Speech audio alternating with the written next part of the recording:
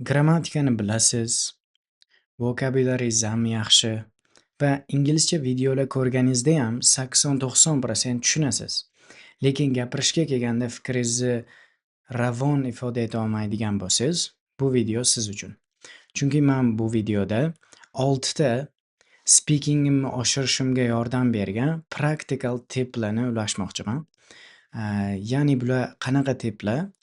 Shu videoni ko'rganingizdan keyin shu practice study rutiningizga, ya'ni kundalik dars qilish jarayoningizga hoziroq qo'shsangiz bo'ladigan narsalar. Ya'ni sizga hech qanaqa ekstra ilova yoki nimadir kerak bo'lmaydi. Praktikal, oddiy, lekin juda ham samarali narsalar hammasi. Xo'p, 6 ta tipni bitta-bitta tushuntirib o'tkazaman. Birinchisi, think in chunks, not words. Ya'ni bu nima degani? Siz har doim ingliz tilida o'ylaganingizda, gapirish uchun harakat qilganingizda, agar siz har bitta so'zni inglizchasini o'ylab, bir-biriga bog'lab jumla yasamoqchi bo'lsangiz, ham grammatikali to'g'ri chiqishi va jumlani ravon chiqishi va tez aqlingizga bitta jumla bo'lib shakllanishi uchun juda ham ko'p vaqt ketadi va to'g'ri bo'lmaydi ham ko'pincha. Shuning uchun siz nima qilishingiz kerak? Har doim bo'lak-bo'lak, xuddi haligi jumlalarni chunk qismida, bo'lak qismida o'ylash kerak. Bunaqa qila olish uchun yodlayotganda shunaqa yodlash kerak. Ya'ni siz hech qachon faqat isolated qilib, ya'ni yagona-yagona so'zlarni o'zini yodlamasligingiz kerak. Struktura, phrase qilib turib jumlalar yodlashingiz kerak. Shunda gapirishga ancha oson bo'ladi va tezroq gapirasiz. Xo'p, ikkinchisi shadowing. Shadowing haqida juda ham ko'p eshitgandirsiz. Mani fikrimcha shadowing juda ham insonni o'sha intonation va ritmini yaxshilashiga yordam beradi.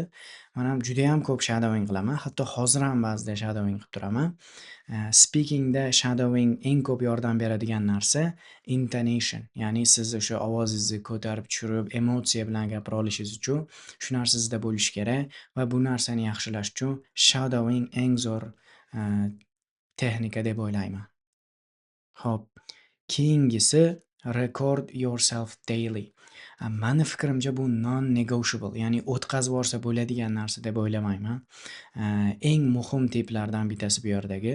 Chunki agar siz o'zingiz qilayotgan xatolar nima xatolar ekanligini bilmasangiz, hech qachon ularni to'g'rilay olmaysiz. Shuning uchun siz agar speakingingizni yaxshilamoqchi bo'lsangiz, har doim o'zingizni yozib olishingiz kerak gapirayotganingizda va uni qayta eshitishingiz kerak.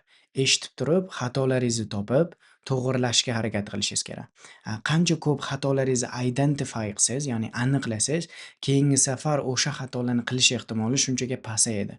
Shuning uchun o'zingizni gapirayotganingizni yozib olib, qaytadan eshitish mani fikrimcha non-negotiable tiplardan bittasi.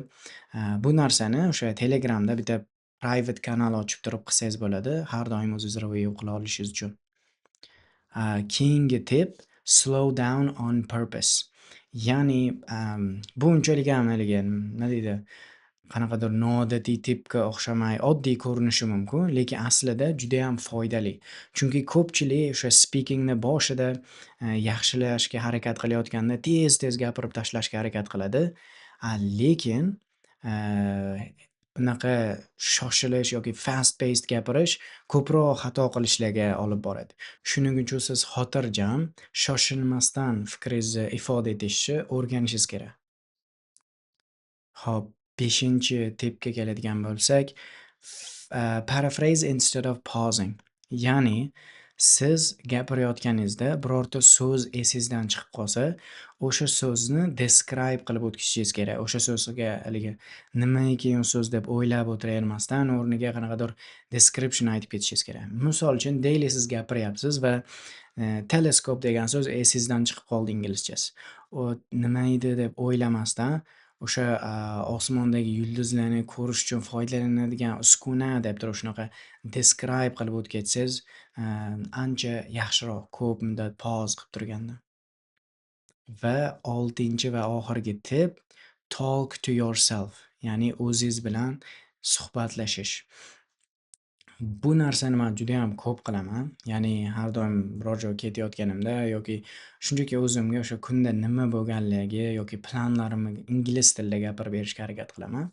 Agar siz shunaqa qilsangiz, siz o'zingizni miyangizga, bu ya'ni ingliz tili bizni ikkinchi default tilimiz bo'ladi deb aytayotgan bo'lasiz va ingliz tilida o'ylashni ham o'rganasiz.